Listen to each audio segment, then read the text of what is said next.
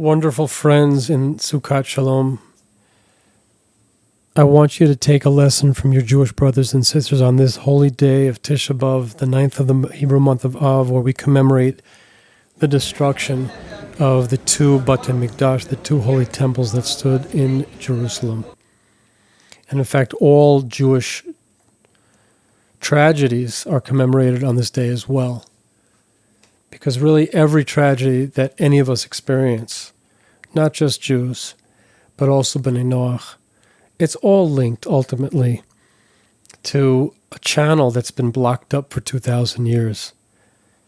You see, my friends, the Beit HaMikdash is considered to be the neck of the world. And just like the neck is this passageway that brings food, air, and water from the outside world into the body to keep it alive, to keep it sustained, the Beit HaMikdash is that as well. It's a channel that brings spiritual sustenance from Hashem, satisfying our needs, and also allows for our prayers to ascend easily, for these processes to flow easily. That channel has been blocked off for 2,000 years. But I want you to understand the importance of yearning. The Jewish people have been yearning for 2,000 years for the restoration of the Beit HaMikdash and the rebuilding of Jerusalem. What does that teach us? It teaches us that no matter how much time passes, from that moment where we're able to be together with Hashem, when we're able to experience the influx of His goodness into the world, no matter how long that takes, it's still worth yearning for, it's still worth fighting for, it's still worth believing that this is going to return and that we can play an active role in bringing this about. And by the way, this is also on a personal level. On a personal level, sometimes we reach that place where we think to ourselves, like, where did I go? You know, I used to be so close to Hashem. I used to feel so good about myself.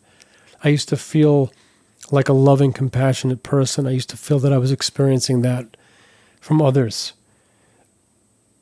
That basic goodness that we all have, that basic pure neshama that we all have, where did it go? We all experience this. We all experience what it's like to feel far away from that. It's the same thing on the personal level. It's basically like, where's our Beit HaMikdash? As you know, the Beit HaMikdash is not only something that's relevant to Jewish people, it's relevant to the entire world. This is the place where all prayers ascend. This is the place through which Hashem sends down all of His goodness to benefit the world.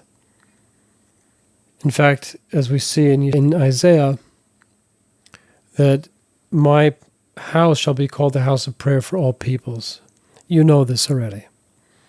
So join me and join the Jewish people in learning how to yearn and learning how to believe that we can get back to that right place, both personally and on the level of the world community.